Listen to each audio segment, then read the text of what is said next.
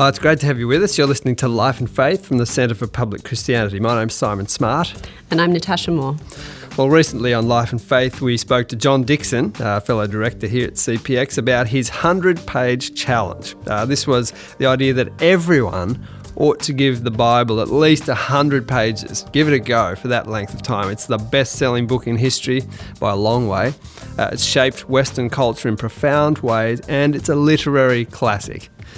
But, admittedly, it's not the easiest book to just dive into, partly because it's a collection of more than 60 books. It's written at different times, in different places, and even in different languages. John Dickson wants to make it easier for people to be able to find their way around the Bible. So he's got a book coming out in 2015 called A Doubter's Guide to the Bible, Inside History's Bestseller for Believers and Skeptics. John's with us to discuss the book. Welcome to the program, John. Thanks for having me. It's an intriguing title. Tell us how it's a book for doubters. Well, there are tons of people who think the Bible might be important, maybe, culturally, and maybe even spiritually, but just aren't sure whether it's true, on the one hand, whether it's relevant, on the other, or even how to get your head around this book. It's such a big book. It's really a guide leading people who aren't sure if it's true through the whole biblical narrative in a way that just sort of poses, what would this mean for life if it were true?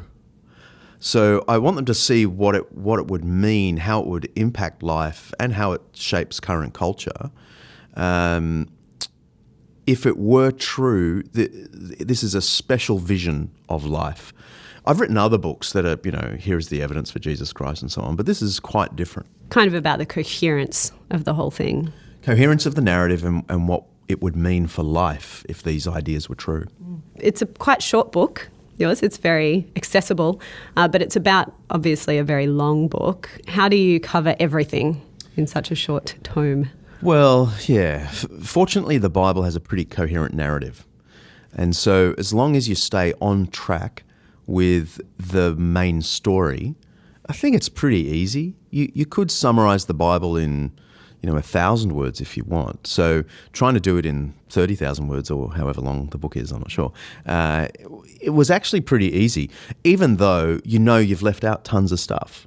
So there are tons of things in the Bible readers won't get to hear about in my book, but they will have the general plot line from beginning to end clearly in mind, in a way that if they choose to then read the Bible, even if they deal with a part of the Bible I haven't dealt with, they'll actually, hopefully, have a sense of how that must fit with the general plot line, because everything fits. John, Christians don't always agree on the interpretation of the Bible. Some people dismiss the Bible altogether because they feel that really you can make it say anything you want to. How do you approach this issue of the disagreement of what the text actually means? There's no doubt Christians have disagreed on all sorts of interpretations of specific parts of the Bible. But fortunately, as you look back through Christian history, there's general agreement about the main plot of the Bible, which is why Christians of all denominations can still say those creeds, like the Apostles' Creed or the Nicene Creed, because Christians agree on the big stuff. God created the world, humanity fell, God started to redeem us, through Israel. This all pointed to Jesus. Jesus came, he died, he rose. He's coming back to bring a kingdom, and he'll judge the world, and people will live forever in his kingdom, right? So there's the plot line, and there's profound agreement on that. On the edges, sure, there's disagreement, but that isn't to say you can make the Bible say whatever you want it to say. That's just a cop-out, actually. Whenever I hear people say that, it's more like they don't want to read the Bible. The Bible is like any book. There is a spectrum of interpretation, but you can't make books say whatever you want them to say. You can't, make Darwin's Origin of Species say whatever you want it to say. You can't make Shakespeare say whatever you want it to say. At some point, you're going to be way wrong. Like, you could read my novel and there'd be different interpretations, or it mean different things to different people, but at some point you might say to me, and this is saying this, right? And I'll say, actually, no, John, you're wrong about that. It has nothing to do with it. There are parameters to interpretation, is what I'm saying, yeah. Now, A Doubter's Guide to the Bible takes us through the whole thing. from Genesis to Revelation. It's a bit like you, mate, taking on these sort of big projects. But you're going to be the tour guide for this book. We're going to take this sort of road trip. And so on Life and Faith, what we want to do over the next 3 weeks, it's a bit ambitious, but we want to go through the whole Bible with you helping us to sort of offer a kind of framework that no matter where you want to dip into the Bible, you can make a bit of sense about what's going on and what it all means. Now, next week, we're going to look at that part of the Bible, it's about 2/3 of it, called the Old Testament. And the week after that, we're going to look at Jesus and the New Testament and what that means and what we can learn about him. But this week, we're going to get right into the Bible at the very beginning. The first few chapters, these can be quite controversial chapters, of course, but John, jumping in right at the beginning, what do you think is the most important thing for people to remember as they open Genesis 1 and start reading? Probably that ancient people did not think about the scientific mechanics of creation. That just wasn't in their heads.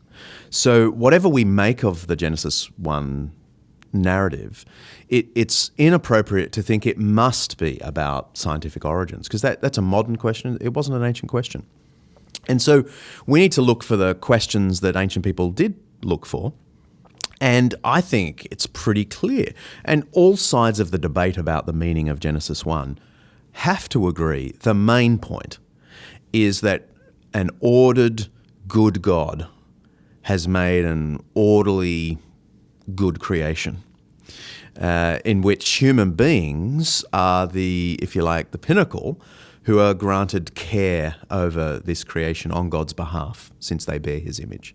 So the goodness of the physical order is the main point, and it is such a contrast to other stories of creation that existed in the ancient world, which did not think the world was a good place. You do often hear people say that all these old creation myths borrow from one another, and that shows that really they're all as made up as each other.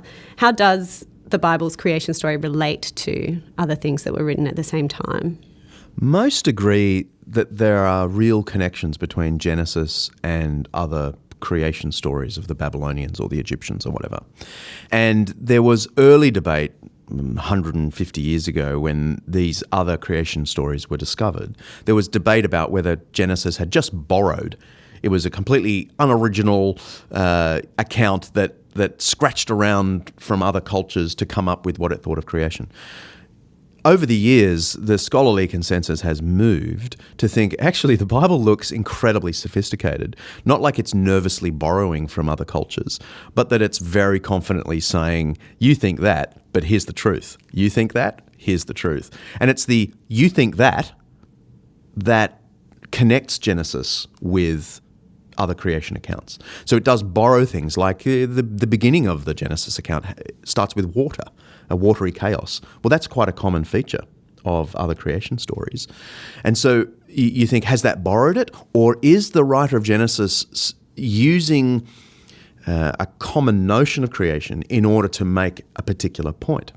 And that does seem to be what the creation narrative is doing. It's borrowing some elements and turning them into theological statements. I mean, one classic example is the way one God is named throughout the whole thing, and he's just given the name God. He's not actually given a personal name. It's just God this, God that, God this, God that. When all the other creation narratives have multiple gods. And ancient readers would have read Genesis 1:1 as quite a controversial statement. In the beginning, God created the heavens and the earth, which leaves nothing for anyone else to do. Right? So in the opening line, a huge swipe at belief in multiple gods. Other pagan narratives had multiple gods making the creation. Genesis says, nope, it's one God. Well, we've got the whole Bible to get through, John, but we want to move on. But do you want to say anything else about that creation story? Well, the fundamental thing, other than, there's one God, is that it's a good creation. And that is really, really striking. And the author of Genesis 1 is super keen that you spot it, because 7 times the author says, and it was good, and it was good, and it was good, and it was good. And then the last one says, and it was very good, just, for the dummies. And this was hugely contrasting with creation narratives that existed, where the creation was like an afterthought. bits and pieces of the wars of the gods. Certainly not a beautiful work of art that is good. But the Genesis says, no, this creation stuff is good.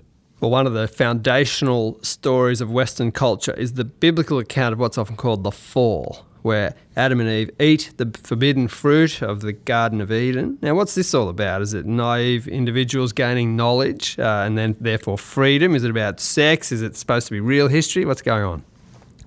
Well, these are huge topics that need more conversation than just the minutes we can cover. But again, people would agree that the main point of the fall narrative, the Adam and Eve story, is that human beings take it upon themselves to determine good and evil. That's what's going on in the garden. There are very sensible Christian scholars who take the story as a perfectly historical narrative, and there was real fruit and all that. And then there are very sensible, respected scholars who take it more like a parable. Either way, and I certainly fit into the second category, but either way, we have to agree that they're choosing to take from the tree of the knowledge of good and evil is a decision to be able to determine good and evil for themselves. That's the great evil that's going on here. You're not God, I'm God. I choose good from evil. God, you can get lost. And that's the universal story. Everyone agrees with that. Human beings deciding that they are the determiners, the knowers of good and evil instead of God. We do that every day, but it is our human history. In your book, John, you talk about the fall in terms of why so much is bad, which seems quite a pertinent theme to, we read the news every day and kind of wonder why so much is bad. How does this ancient story resonate with what we see around us today? Well, it allows us to live without the, I think, oppressive myth that we are good through and through. I would hate to believe that I was good through and through, because I frankly don't know how I could live with all the counter evidence in my life on a daily basis. And when I see, the wrong in my own life, imagine if I had to go, oh no, I'm really good. It was just my behavior that let me down, right? It's kind of liberating to be able to say, I'm not necessarily a good person. It's liberating in the sense that it explains who I am. And the other, I think, beautiful thing about the notion of the fallenness of humanity is that it creates a humility and a leveling of humanity. Now, it's true that Bible people have been world experts at judging others in history at that points. But when Christians have taken seriously this notion that we're all fallen, that we're all Adam and Eve, it's a great leveler. So I can look at another person and, even in their fallenness, I recognize my own fallenness. And so I lose all basis for judging another when I know that I am, in biblical language, a sinner. I'm not a righteous person as opposed to the sinful people out there. I myself am a fallen character.